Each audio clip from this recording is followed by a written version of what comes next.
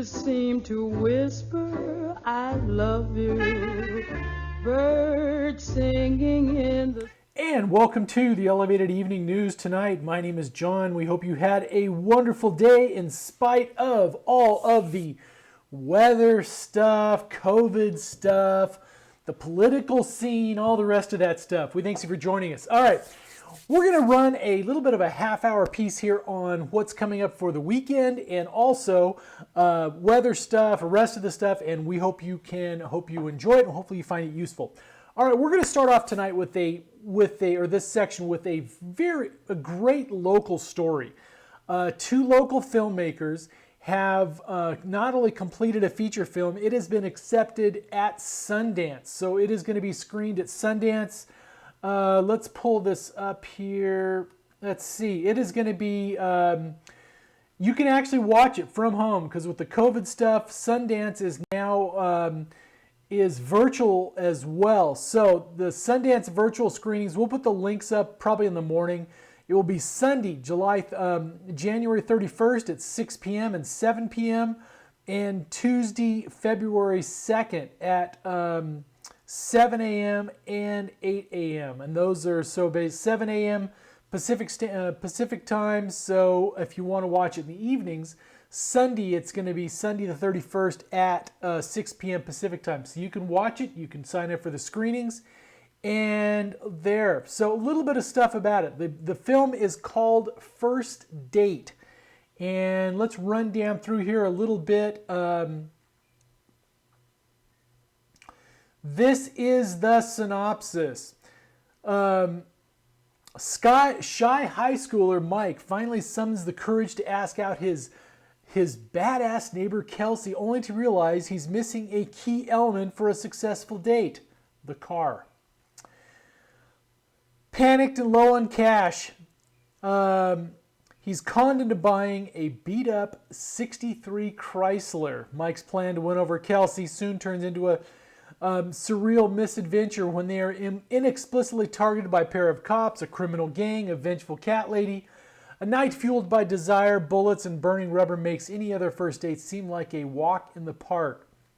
All right, in this perfectly executed throwback thrill ride, directing duo Michael Crosby and Darren Knapp deftly weave together elements of dark comedy, teen romance, shoot-'em-up action, and classic coming-of-age story, creating a truly entertaining ride that never misses a beat.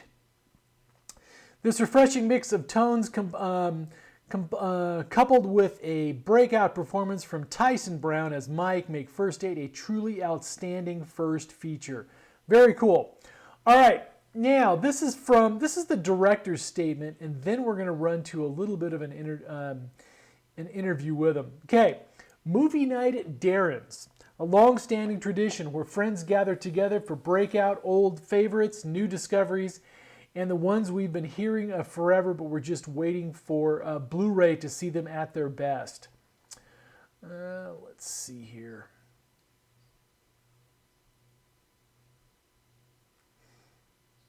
No. See them at their best. Projector, surround sound, the works might as well be church. With all due respect to the classics of old and the titans of film industry, our sermons circa 2017 tended to go the way of Robert, Kevin, Quentin, Joel, and Ethan, among others. We'd reminisce about a bygone yet recent time, a time when these indie rebels and many others started shooting their breakout films and felt that the electricity on the screen. Why don't they make them like this anymore, we wondered. Don't get us wrong, we've loved modern movies, dramas, blockbusters, superheroes, you name it. But whatever happened to the fun, suspenseful, ensemble-driven films that had the scale but also felt kind of odd? Could movies be made today that felt like that? There we go. We weren't sure, but we figured we could always go to shoot one. Why not? All right, so on that note, we're going to shift to a little bit of video. This is Meet the Artist, Manuel Crosby and Darren Knapp. This little video piece is actually from Sundance. So let's actually get this, make sure this is queued up here. And here we go. Hello, my name is Darren Knapp. My name's Manuel, and I'm not looking at the camera. My name is Darren Knapp. Should I say it like So who are you? Who am I? My name is Darren Knapp, I'm Manuel Crosby, and we made First Date. and our film is showing in the next category at Sundance 2021. First Date is about Mike, a shy high school kid, has a crush on Kelsey, wants to take her out on a date. But to do that, he needs a car.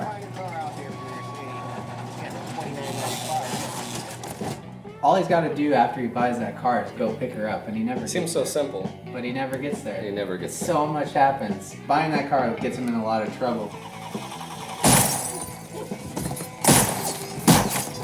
So we both grew up here in Valley Springs, California. That's where the movie takes place, but it's kind of like a fictionalized sort of version of it. We actually met at public access TV here That's in true. Calaveras County. We were That was filming the first county time, fair. yeah. I remember we started talking before the fair ended, and then it was midnight. Everyone was gone, and we were still everybody's talking left in the- movies in yeah, the parking lot. It was lot's like, cool. oh, we gotta make a movie together, and we had a lot of people help us make that possible. A lot of people. We couldn't have done it without any one of those people.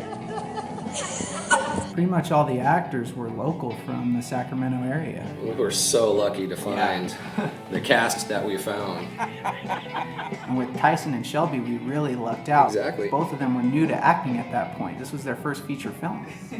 Pays for a movie right now. Ooh. Oscar, everyone, he was a big part of this production because he peed all over all the equipment cases when we used to stack them right here. This is the fun part. I can't wait to see what people think. Yeah, I hope they enjoy it. I feel like we can just cut to Mike making a funny face.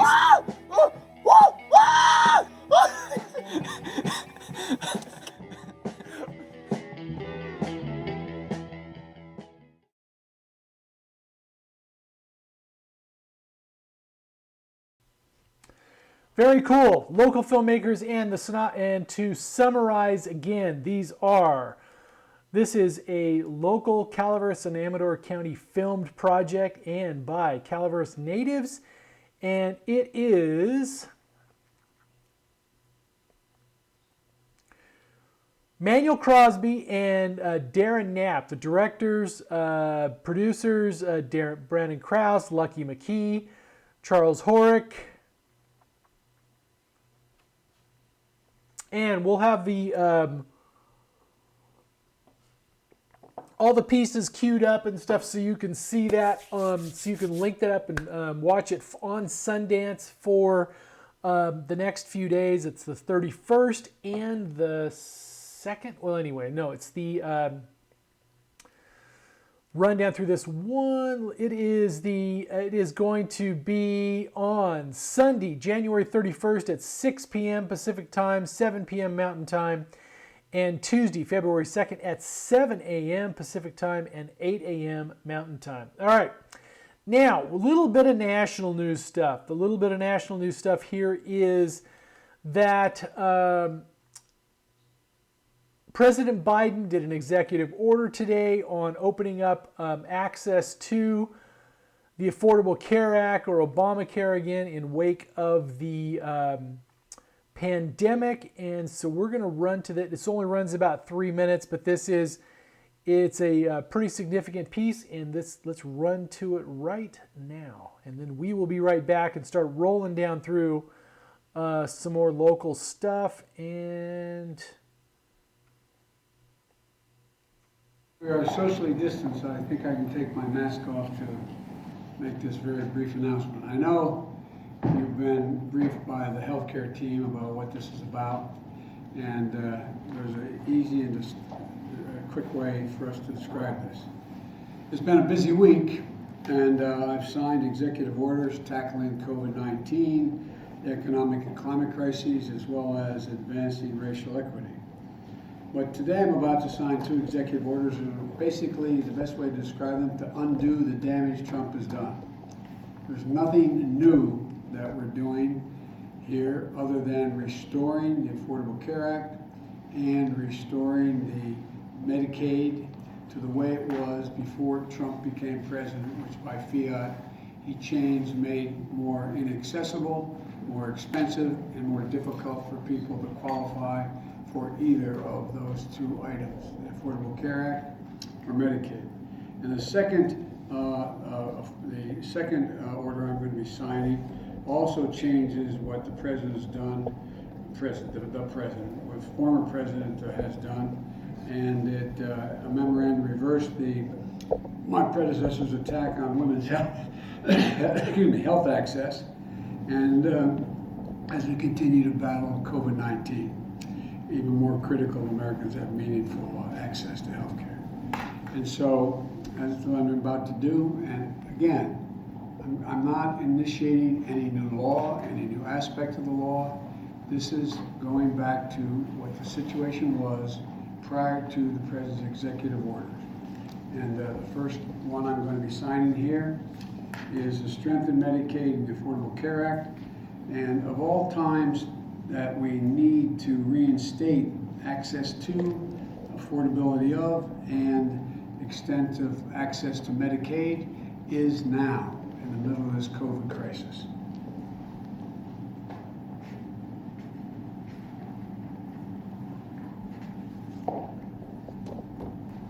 And the second order I'm signing relates to protecting women's health at home and abroad, and it reinstates the changes that were made in Title X and other things, making it harder for women to have access to affordable health care as it relates to reproductive rights.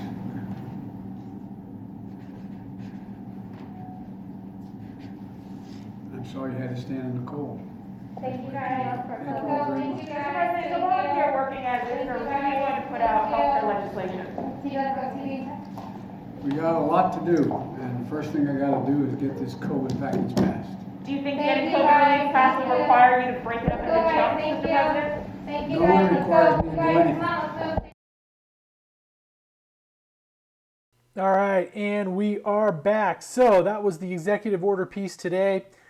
A little bit of stuff on White House. It did come out today that McCarthy and Trump have scheduled a meeting ahead of the impeachment trial. So it is going. So you're going to there is that, and so the next couple of weeks will be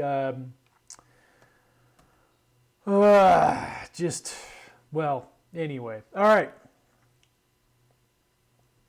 Let's run down a little bit of business news. This is a little bit of, we like to do a little bit of this stuff from the perspective of tech, and because we think sometimes even here rurally, tech can have a outsized driving effect on it. So let's actually, that was the weather one. No, that's not the. Let's see if our producer Juan can actually get the right graphic up. I don't know. Sometimes unpaid help these days. And there it is. Now, can we get that? Hey, I think we did it. All right, there it is. All right. A little bit on the Dow. The Dow was up 319 points today.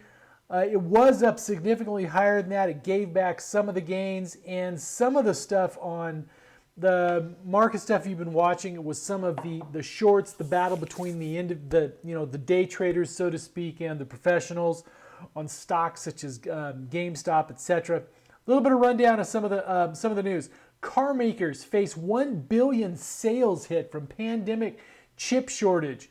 So it looks like they're actually running out of the chips and stuff that they needed.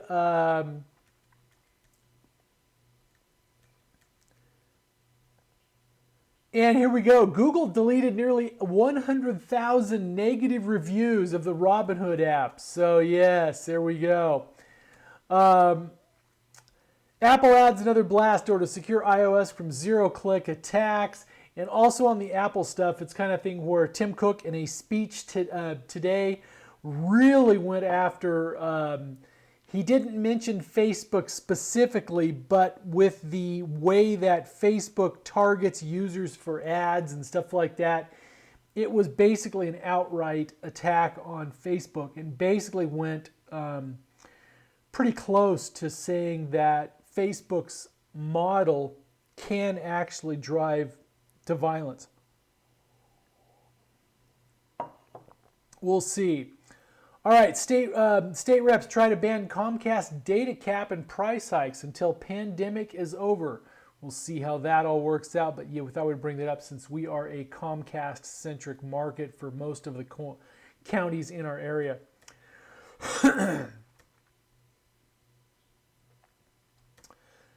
GM will sell only zero-emission vehicles by 2035. So GM is committed to make completely switch over as well. And a little bit on the Robinhood stuff. Robinhood will allow limited buys of stocks like GameStop starting Friday. The big pushback today was they were not allowing people to buy stocks. They could only sell stocks. So let's see. AOC, Ted Cruz slammed Robinhood for freezing some trades amid GameStop volatility, and then AOC went and Cruz went at it. And this is what we're talking about on the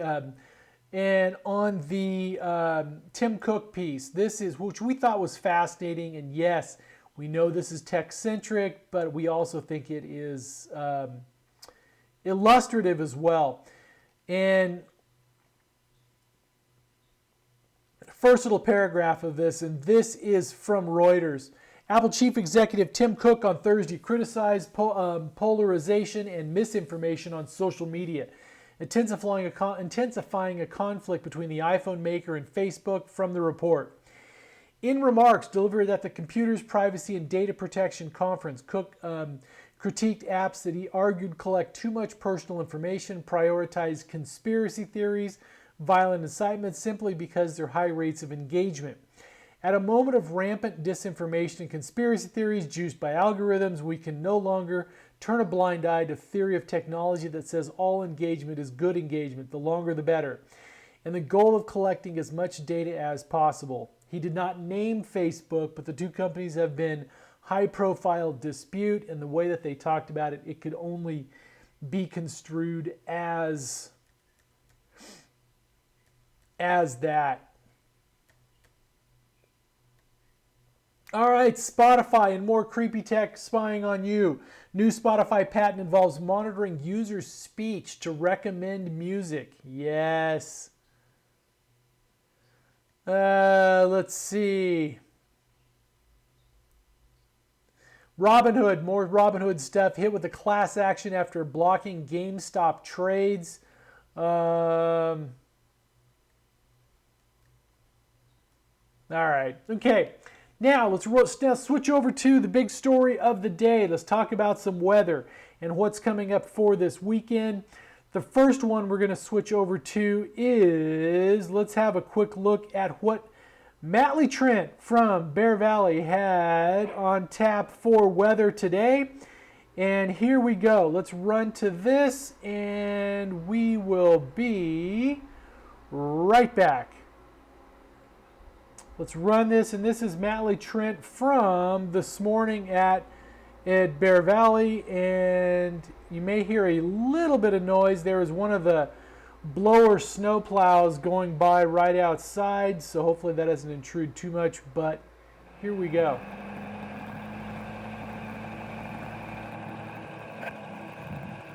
Hey good people, it's Matley Trent coming from Bear Valley Mountain Resort on, oh my gosh, the 28th of January 2021. And we have received almost 30 inches of new snow overnight as of 8 a.m. right now. We were sitting on about 24 at 5 a.m. and it is just nuking. I mean, look at my truck. I got the cats, these guys out here helping me out getting unstuck. I mean, there is 3 feet plus with drifting out here and it is amazing. Highway 207 had an avalanche this morning that closed that access off. Highway 4 was struggling. And that's what's going on. We told you last night that we are not going to be in operation today, and we're definitely digging that we made that call. There's just no way we would be operable today with what's going on. And there's a fair chance that could push into another day, but we're not sure about that yet. Our crews are starting to slowly show up. Like I said, it's a few minutes after 8 a.m. right now. And we're just going to try to do what we can to recover and get out of this system. It's just been immense. We're still expecting another 22 inches of snowfall today and another 10 to 12 tonight. So it's definitely putting some tax on us as well as all the other California resorts, but that's what it is, man. We asked for winter and it is here upon us. So right now it is currently about 23 degrees. It's snowing about an inch, 1 to 2 inches an hour currently, and it's just going to continue all day long. I'm going to get going. We've got some things to get together, try to get up and do some avalanche control. But today, the 28th of January, we are closed for operations, and check back in later and we'll let you know what's going on for tomorrow. And that's what's up. So, my name is Mally Trent. You guys have a good day. I'm going to leave you with a little bit of shots of our groomers and stuff. This is what's happening right now. These guys are crushing it. I look forward to seeing you guys over the weekend. It's going to be a rip and pow day. Peace out. All right, we are back. Now, let's have a quick little rundown through. We're going to start running down through weather and what we can expect for this weekend. Let's see here. Okay, we're done with Joe Biden. And we are running, just so you know, when as we're recording this tonight, the most of the power is still out in Arnold. Our main internet connection, our main high-speed connection is out. We are running on backup connection. So we'll see how this holds up, and let's go there, and let's see, that one needs to go. See if we can lighten up some of the load on this connection. But this is going to take a hit because we need to run down through weather. We're going to run through this.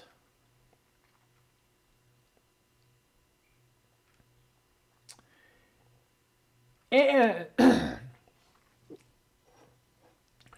most of you, many of you who watch this or who will be watching this on cable may not be familiar with what is our day job. That is thepinetree.net. It is a local news website which covers a news outlet which covers, we cover Calaveras, Amador, and Tuolumne County, and also Alpine.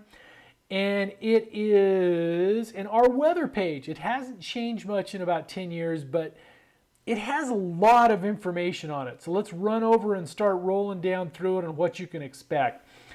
All right, we have a winter storm warning, which will continue until 2 a.m. Tomorrow morning, which will continue 2 a.m. Friday morning. Winter storm warning until January 29th at, they changed it to 7 a.m. So they extended it out a little bit. It was 2 earlier. But if you our weather page, it's not the sexiest looking page, but it has a ton of information. It has broken down weather forecasts by every elevation strata. Basically for the high country, mid slope where most of the mountain towns are, lower slope for like Murphy's, Mountain Ranch, that elevation. The Highway 49 corridor, and then lake country, basically Valley Springs, Copperopolis, Jamestown, etc. Let's start out at above the 6,000 foot level. Here we go. This is what we're looking at. Winter storm warning still through tonight. There is a 90% chance of snow shower. This is, I know you may see this over the weekend, so we're going to go on into that as well. But for Thursday night on into Friday, you're looking at another 10 to 18 inches possible. Then we start tomorrow, 1 to 3 inches possible Friday night. Saturday, sunny with a high near 35, south-southwest winds around 7 miles per hour.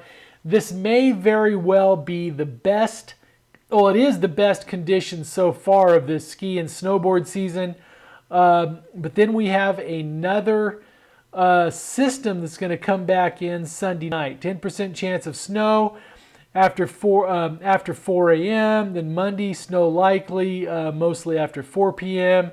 Monday night, snow likely. So it looks like we get a break for Saturday and Sunday.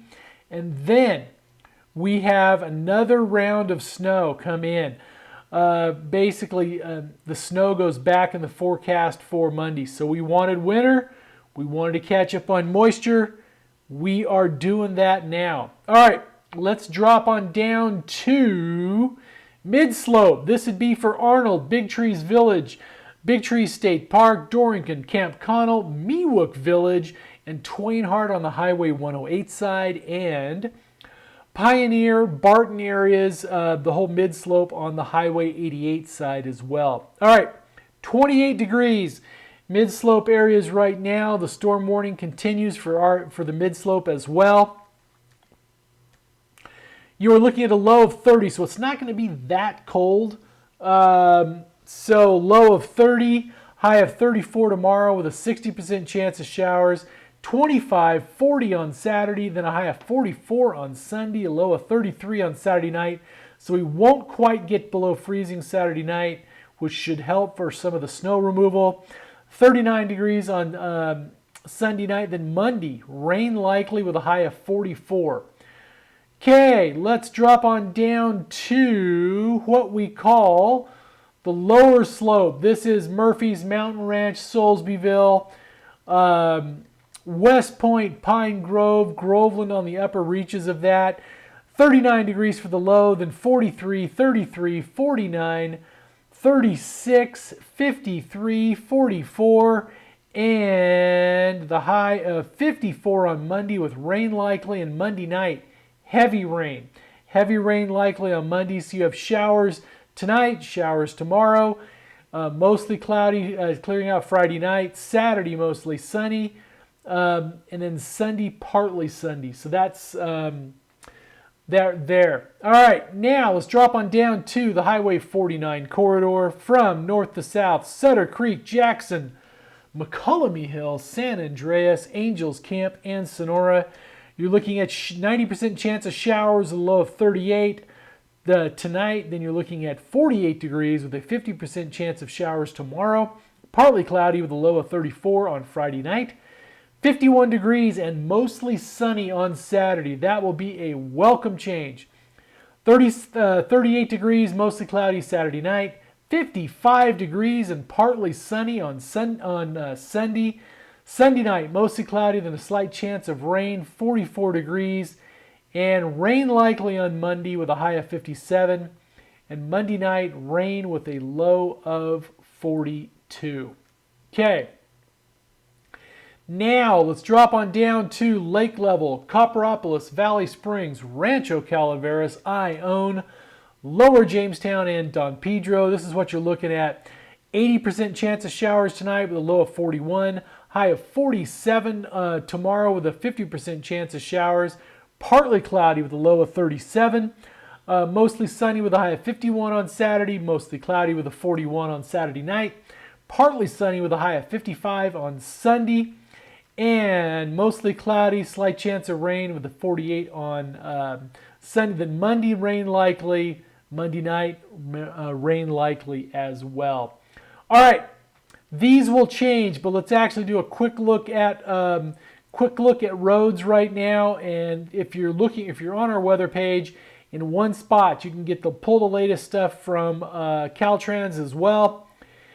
And here we go. We'll run through this real quick. You're looking at change required from Arnold on up on Highway 4. Change required on Highway 26 between McCullamy Hill and West Point. So 6.5 miles east of McCullamy Hill, you'll need to chain up before you get up to West Point. Highway 49, we'll skip that because that's up out of our area.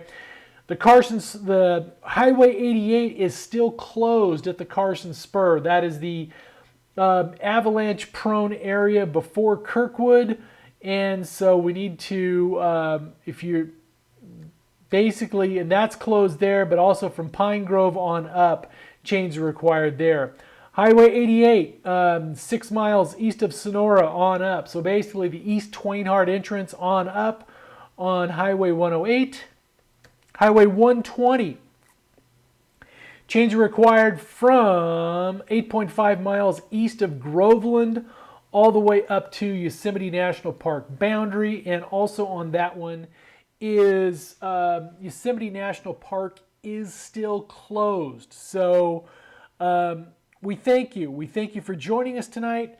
We appreciate it more than you can possibly imagine. And we will see you back tomorrow morning for those on the web, on the Pine Tree, and also we'll see you back next weekend on the local Comcast channel. And have a great weekend.